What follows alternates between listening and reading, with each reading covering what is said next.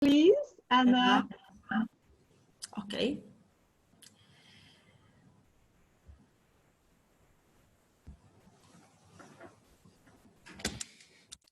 Yes, okay. Eman from Jordan. It's my pleasure to be with you in the IH online conference. I'm going to discuss student-centeredness and teaching listening online. I want you to share with me if you have any idea about the difference between teaching listening online or in real classrooms, since listening is quite challenging for most teachers and students, even in higher levels. I chose this topic because learning online depends more on student rather than real classroom learning. My principles for today is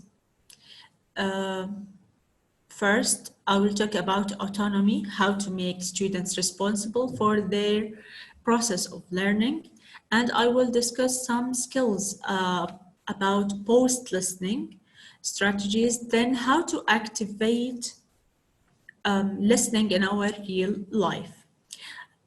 First, autonomy, or how to tame the listening beast for our students. Usually, students are fearing horrible from listening and interpreting the meaning of new language because of the novelty of the language they are exposed to. So here I have a link for some websites that have ready videos or audios, and they are real tasks and they are well set. They have good instructions for students. They can choose the task that they like to watch or listen to. Okay, I will share with you one of them. We have the infosquares.com website. I just picked a task from this website. It's a trial for a movie called Almost Famous. Okay. We have on this website these pre-listening instructions. They are really detailed, okay, and it gives the learner or student the space to rewind the video times to emphasize the new language that they are listening to. For example, here it gives instructions to watch for 1 minute and 20 seconds, for example, and then the student have to answer the questions, and they have to check their answers. They have the answers ready on the website. These are the questions after the watching the video trial. Okay. You can have a look look at them. They are questions for details or specific information, and we already listened for the gist. I don't know if you have any questions.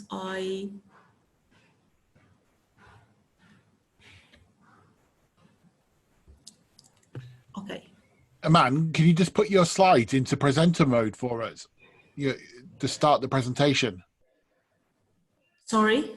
Could you just start the presentation? You're showing your slides, not in presentation mode. Can you come to the bottom with your mouse and click on the present so your slides will become bigger? Yeah, okay. Sure. Perfect.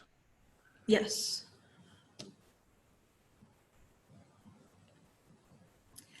Okay.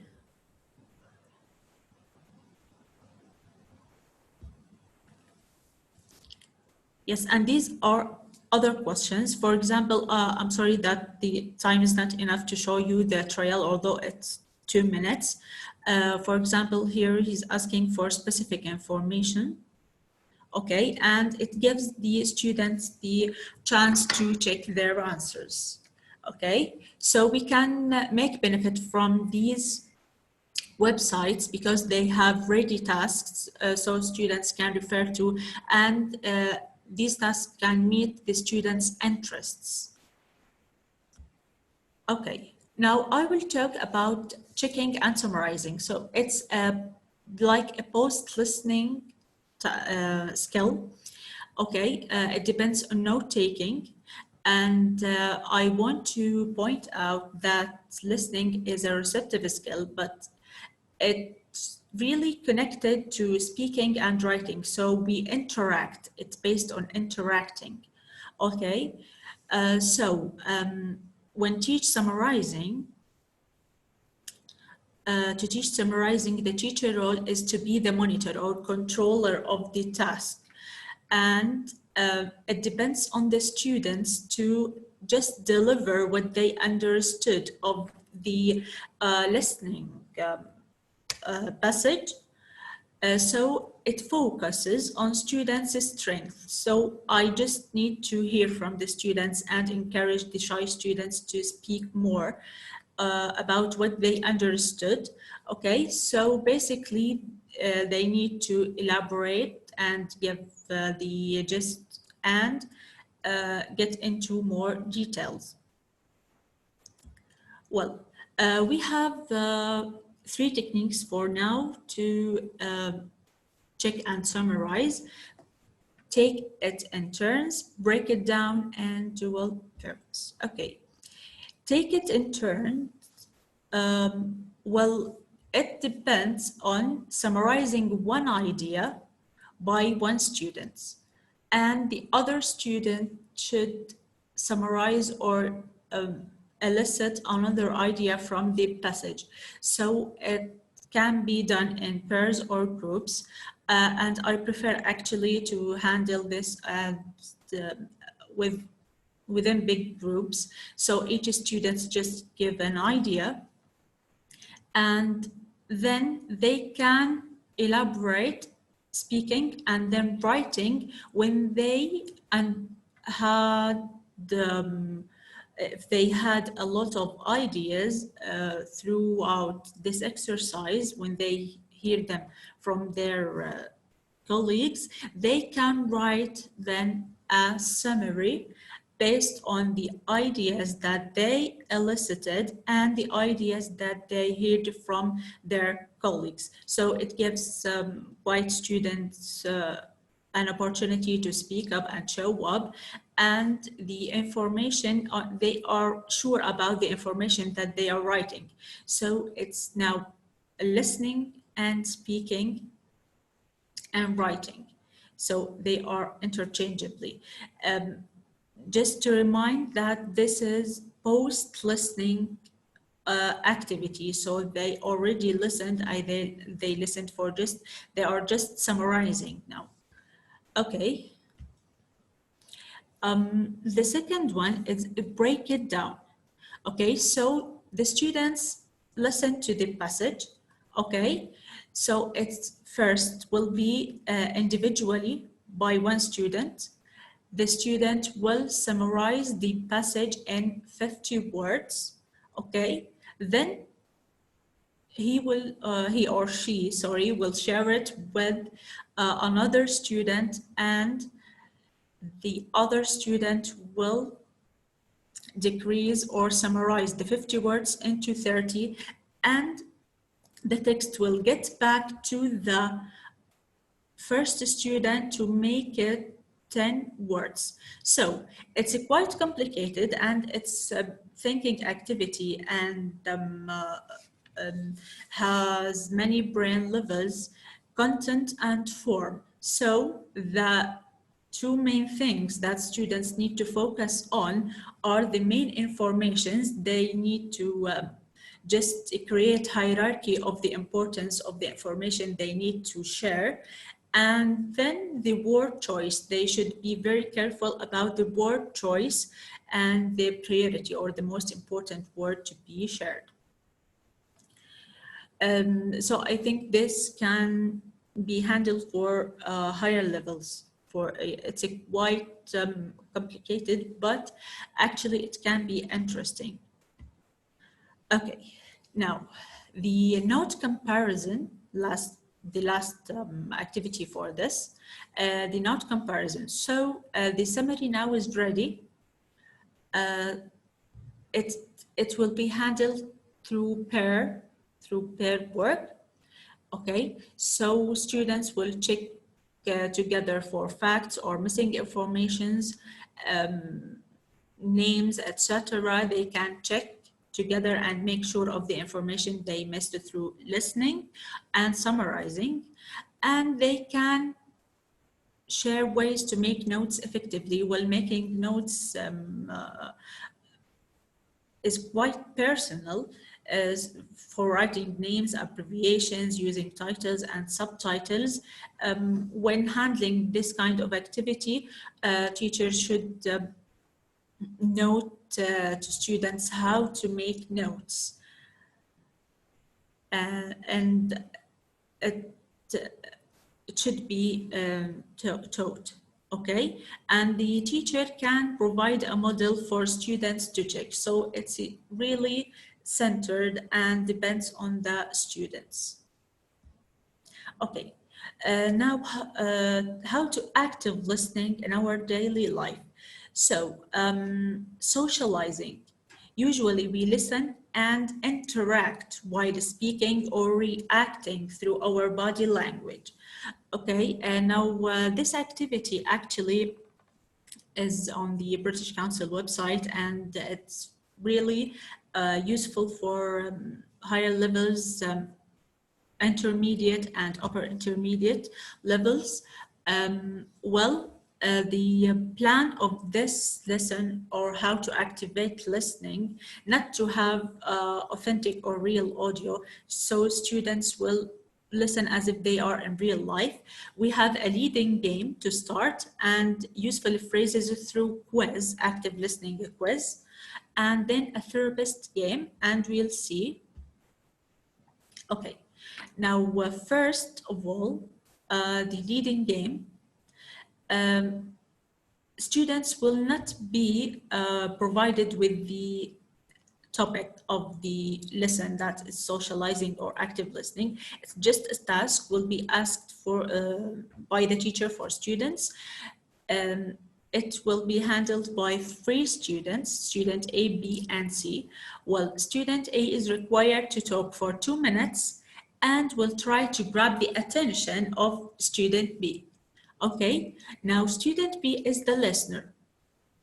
Student B pays attention and looks for the strategies that student A is following to grab their attention, and student B should react and use body language to interact with student A while student A is grabbing interest. Okay, now we have student C, who is responsible to notice how A is grabbing B's attention and how B is showing interest and interacting. So it's not passive listening. Okay, then we'll follow an active listening quiz. So it's based on eliciting phrases. Okay, this quiz consists of 4 questions. Okay, you can have a look at it. And for example, what are the differences between the ways you listen and respond in the following situations? Okay, now it seems that the topic is socializing, or how to listen in daily life. Okay. For example, if you have met someone for the first time or are finding it difficult to keep the conversation going,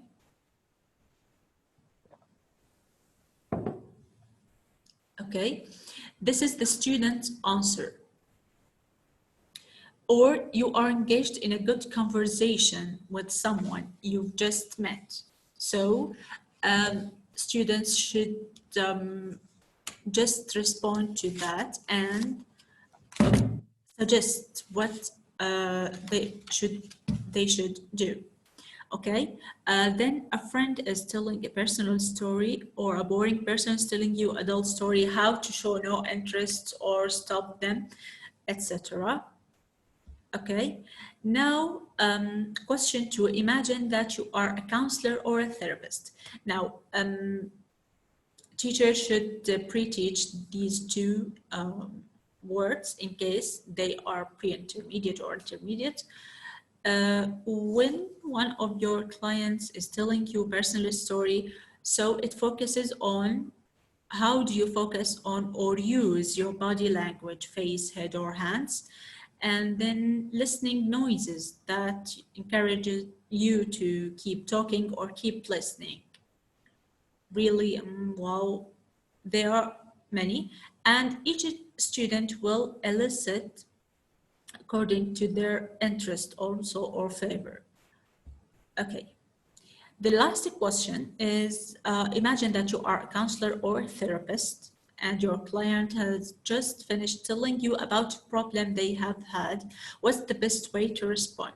So students should think of best ways to respond to other problems. That's why this activity is based on counselor or therapist that is listening to another person. Okay, for example, explain what the person did wrong, or asking question. You will ask question to the person who's talking to you, or suggest solutions, or you can tell us another story or sharing another experience with people that are talking to you. Comment on the story, whether it's disappointing or if it's not a problem, it might be interesting, for example, or you can ask more questions. It depends. Okay.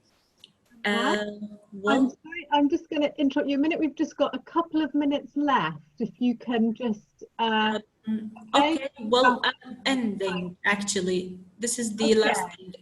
Okay, thanks. I just need 2 minutes.